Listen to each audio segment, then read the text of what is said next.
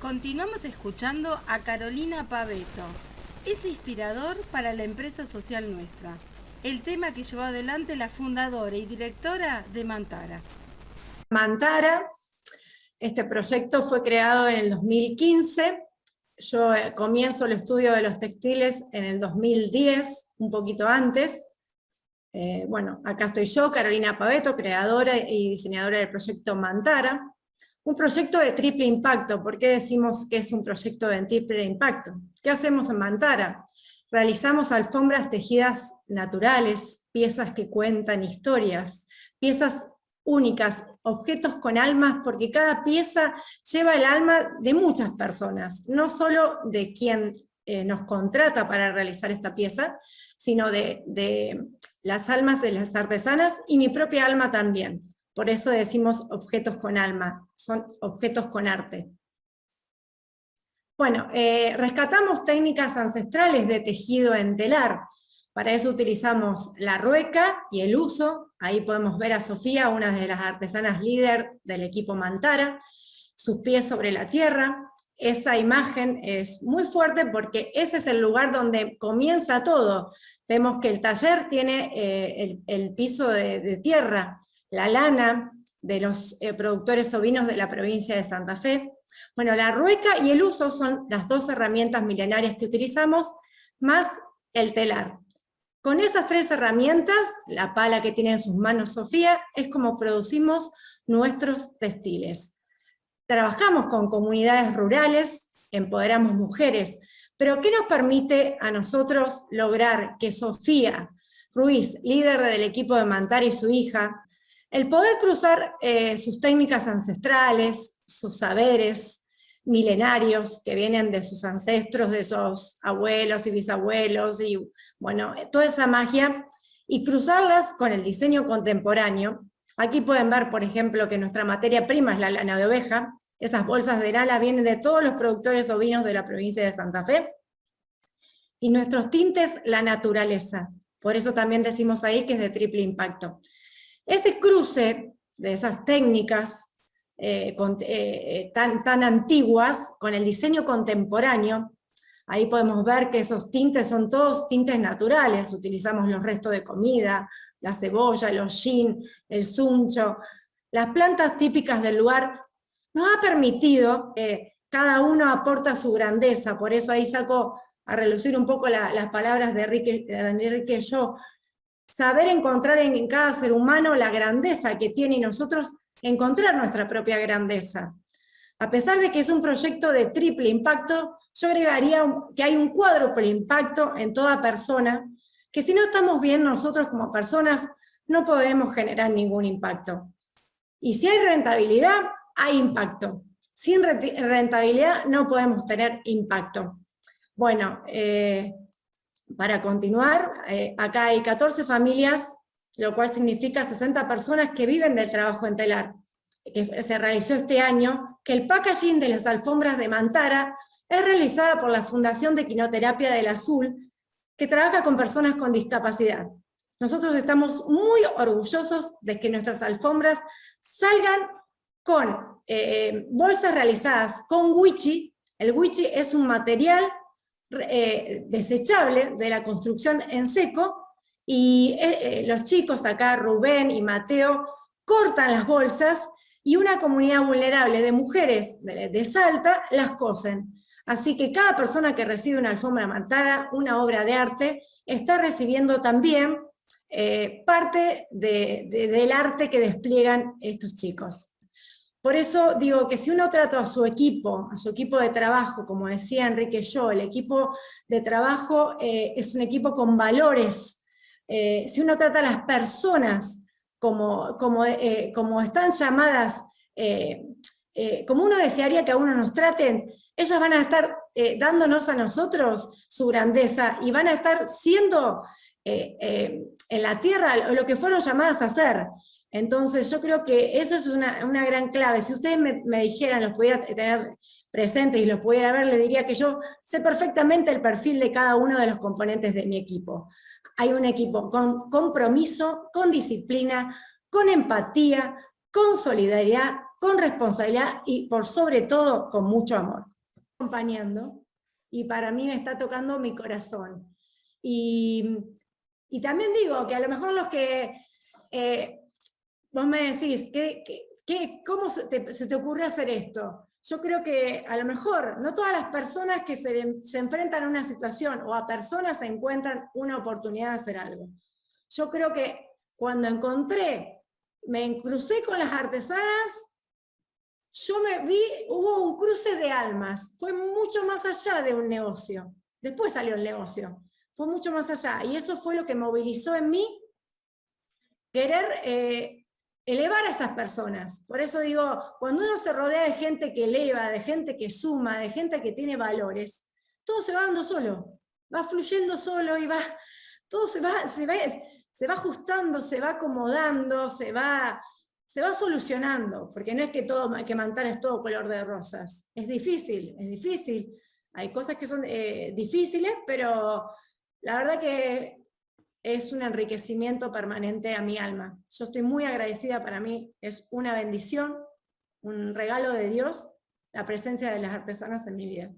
Y vamos a dar el pase para que continúe Matías Martínez Echenique. ¿Cómo me fue reflejando Enrique cuando hace más de 20 años empecé a participar en ACDE y bueno, a empezar a leer sus libros, sus escritos, sus notas? O sea, voy a tratar esta charla, resumidamente, de decir en qué partes son fundamentales que me aportó Enrique para mi vida. Pero siempre tuve, no sé, como que de chico pensaba que el tema de los valores, ahí en valores incluyo valores, la fe, las convicciones personales, lo que cada uno quiera poner, y el trabajo, como que me parecía que eran caminos distintos. No como algo malo, sino que bueno, uno va, trabaja, vuelve a su casa, viste, como que... Y bueno, ACDE me ayudó mucho esto, y sobre todo le empecé a Enrique que justamente ACDE es eso, es cómo compatibilizar la fe o tus convicciones, o llamarlo valores, con la actividad profesional, o sea, cómo engranar esto, que es lo que en su momento me costaba cuando ahí, o sea, tenía 20 y pico de años. Y hay una... y acá voy a llamar el primer reflejo. El primer reflejo. La empresa es una comunidad. Ya entendiendo la comunidad como una puesta en común. O sea, es una comunidad de vida. O sea, y Enrique decía, y también vamos a la comunidad con nuestros valores, a la empresa. Y ya enseguida me puso en un solo camino. Es un solo camino, pero no se ve tan claro. Y a veces pasa eso, ¿no es cierto? Como también decía Rodolfo recién, uno emprende este camino y bueno, tiene cierta cuota de riesgo, o sea, por llamarlo entre comillas, ¿no? O de incertidumbre, por decirlo de alguna manera. Y qué importante esto, dignificación de la persona. O sea, Enrique hablaba como que toda la empresa estaba arriba de la dignidad del trabajador. Hablaba de las relaciones humanas. Y simplemente analizar un día de cada uno y ver, sí, realmente nos estamos relacionando, estamos muchas horas en la empresa. Es un lugar de relaciones humanas.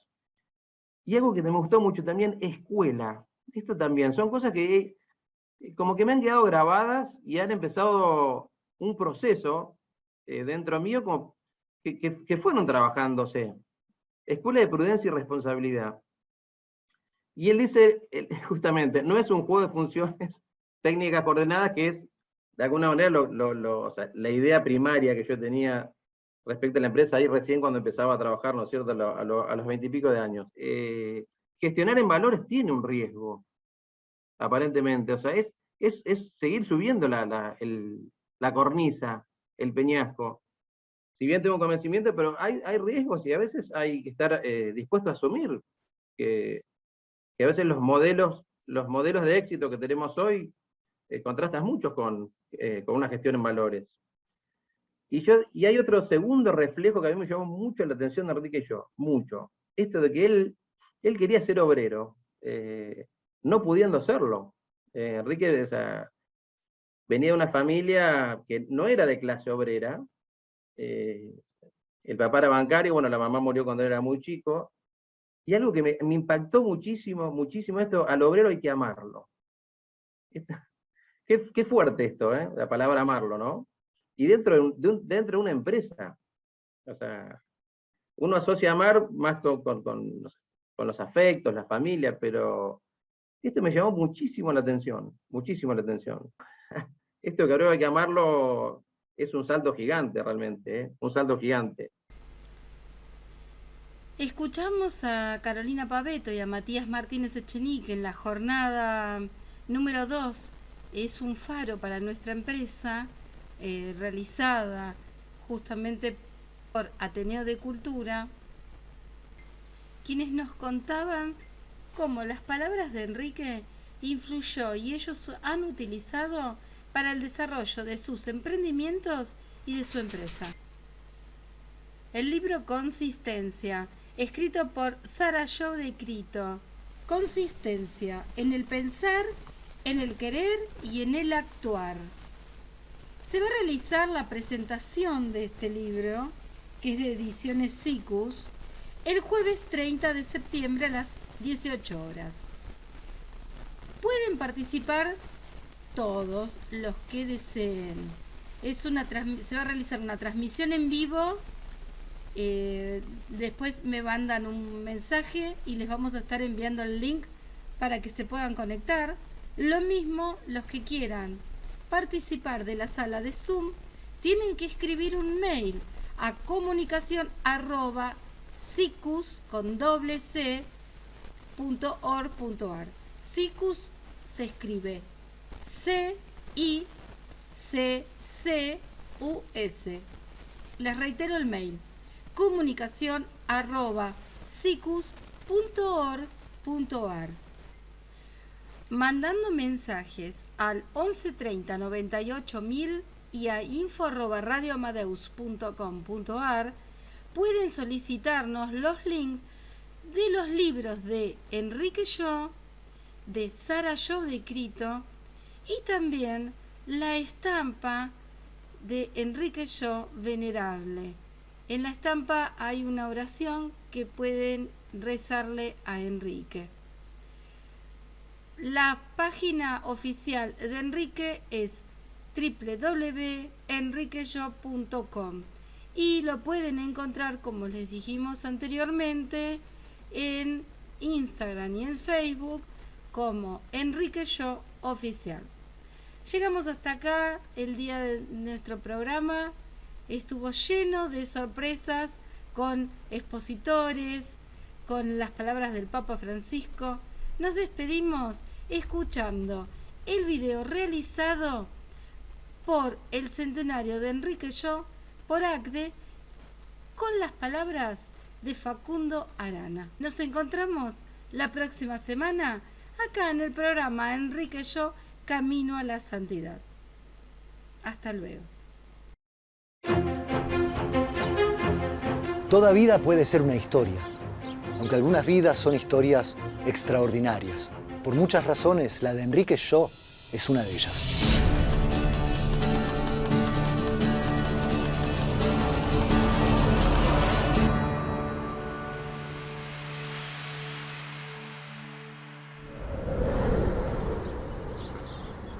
Enrique nació en París en 1921, pero creció aquí, en este entorno, cerca del Plaza Hotel que construyó su abuelo materno. Su mamá, Sara, murió cuando él tenía apenas 4 años. Pero antes de morir, pidió un último deseo: que Alejandro, su padre, le diera una educación en la fe católica. Y Enrique la abrazó desde el primer momento. Tal vez esa fue la primera señal.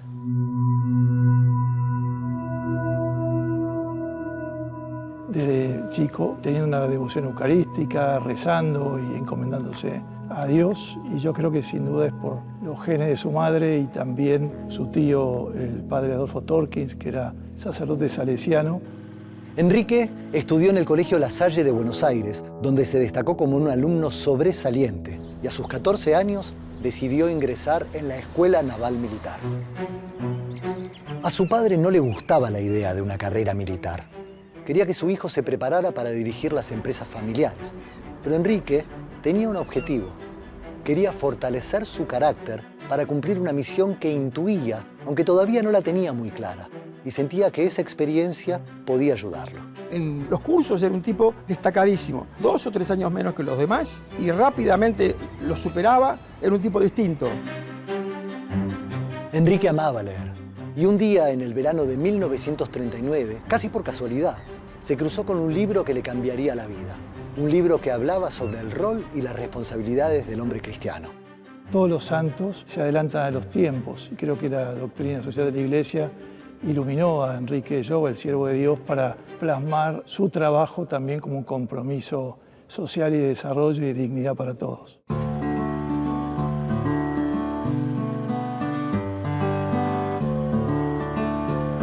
En 1943, Enrique se casa con Cecilia Bunge, quien sería el amor de toda su vida. Y en 1945, habiendo hecho un notable recorrido en la fuerza, pide su baja y se aboca a lo que su fe le estaba señalando: llevar el Evangelio a donde fuese necesario. Decide ser empresario porque quiere ayudar a su gente.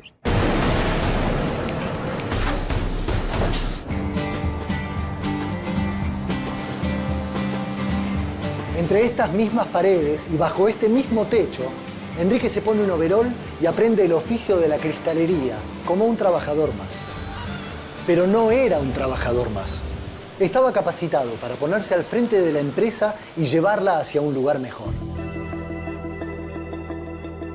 Y así, paso a paso, escala posiciones y por mérito propio llega al cargo de gerente general. Un gerente singular que es muy exitoso en su gestión, pero que está siempre al lado de los trabajadores. Yo trabajé de muy joven en Cristalería Rigolo, entré a los 16 años. Cuando nos conocimos a nivel personal, vinculados también por una línea espiritual, pudimos discutir muchas veces. Pero él a su vez tenía un gran deseo de decir: la empresa tiene que ser una comunidad de personas. Él tenía una visión que dicen que es propia de los marinos. Se puede decir que en un barco todos navegan juntos, todos tienen que remar juntos. En los 16 años que él trabajó en Rigoló, impuso pautas de trabajo, vínculos relacionales en la empresa que fueron diferenciales.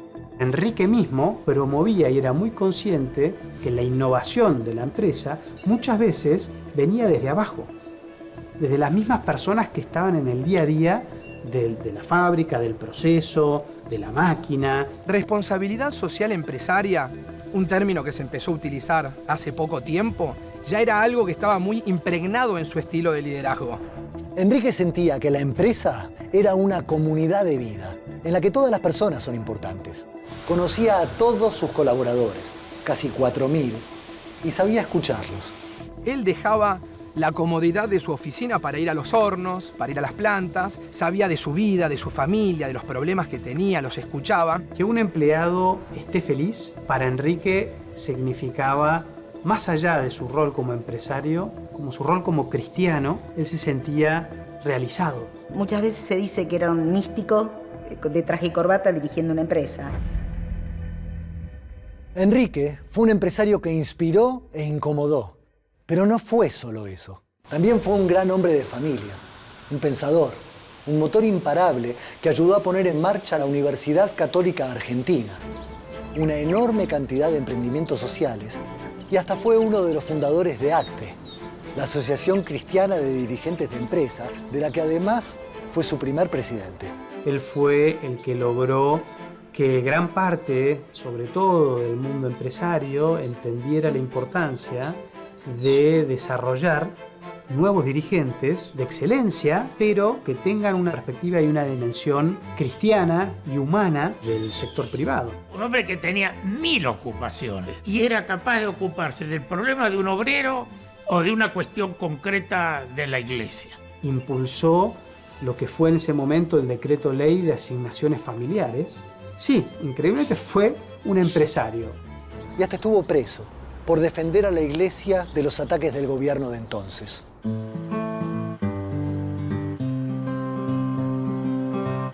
Cuando yo era chica no me daba mucha cuenta. Me parecía que todos los papás eran santos, que todos los papás eran magníficos. Cuando fui saliendo a otras casas, ahí ya me di cuenta que había una pequeña diferencia. Porque vi a otros papás con mal humor o enojado. Cuando él llegaba, la casa cambiaba, porque entraba silbando y era como que traía una alegría. Su mujer, sus adorados 9 hijos, todos los que lo conocían, sintieron que el mundo se venía abajo cuando supieron que a Enrique se le había diagnosticado una terrible enfermedad. Él tuvo esta enfermedad, que fue un melanoma, muy joven. Y ahí ocurrió el episodio de los despidos. Llegó la orden de Estados Unidos, echar gente, 1.200 personas. Y él dijo, si echan a una sola persona, yo renuncio y me voy. Él pensaba que la empresa tenía que ser rentable, era su primer responsabilidad, pero como decía, nunca sacrificando la dignidad de los trabajadores. Ese deseo que él tuvo de joven de ser un obrero llega a concretarse al final de su vida. La máxima expresión de ese profundo cariño estuvo dado en el momento en que van a donar sangre para él. Más de 260 obreros que trabajaban para él donaron su sangre para tratar de ayudarlo. Pero su muerte, muy prematura, fue inevitable. Enrique había muerto, pero en ese mismo momento se estaba encendiendo una luz. En un remoto lugar del planeta estaba naciendo un empresario santo. Alguien que tenía un verdadero compromiso con el país, que consideraba el desempleo como un mal moral, que luchaba contra la corrupción porque sentía que era un fraude a la democracia, que ante las diferencias tendía puentes, aunque pudieran perjudicarlo, y que estaba convencido que sin justicia no podía haber paz. Alguien que no tenía superpoderes, pero tenía un propósito, y que a 100 años de su nacimiento nos sigue interpelando. En el año 2002, mi marido, a los 32 años, se enferma con un cáncer que no tenía solución y le daban muy poquitos meses de vida. Después de rezar a varios santos, conozco a Enrique Shaw a través de mi vecina, que me trae un recorte de diario. Este recorte habla que hay un empresario que necesitaría un milagro para ser beato, entonces decido hacer un trato con él. Mi mamá le pedía por favor que vuelva a casa, que nos vea crecer. Pasan los días, mi marido hacía 9 meses que no comía y empezamos a rezar y mi marido empieza a pedirme comer. Mi marido hacía ya más de un año que supuestamente se tendría que haber muerto y empieza a trabajar. Vivió 18 años más de los que los médicos decían que iba a vivir. Yo tengo la fe de que Enrique intervino en que mi papá nos pueda ver crecer, gracias a la cantidad de rezos y de peticiones que le hicimos en ese momento. Cuando la Iglesia pide un milagro, es como algo que trascienda lo meramente humano, donde no haya equivocación y el Santo Padre pueda decretar la canonización de esa persona, y ahí, sin lugar a dudas, comienza una causa con la fama de santidad. Mi papá mostró que se puede ser feliz buscando el bien. Se puede ser un empresario honesto, sensible y al mismo tiempo un buen padre de familia y un mejor ciudadano. El estilo de liderazgo de él estaba cimentado en valores humanos. Una vida ejemplar. Y que impactó muy positivamente sobre toda la gente que lo conoció. Pudo decir en sus últimas palabras que moría muy feliz porque podía por fin decir que había hecho felices a los demás. Como dicen las Escrituras, todos estamos llamados a ser santos. Claramente, Enrique escuchó.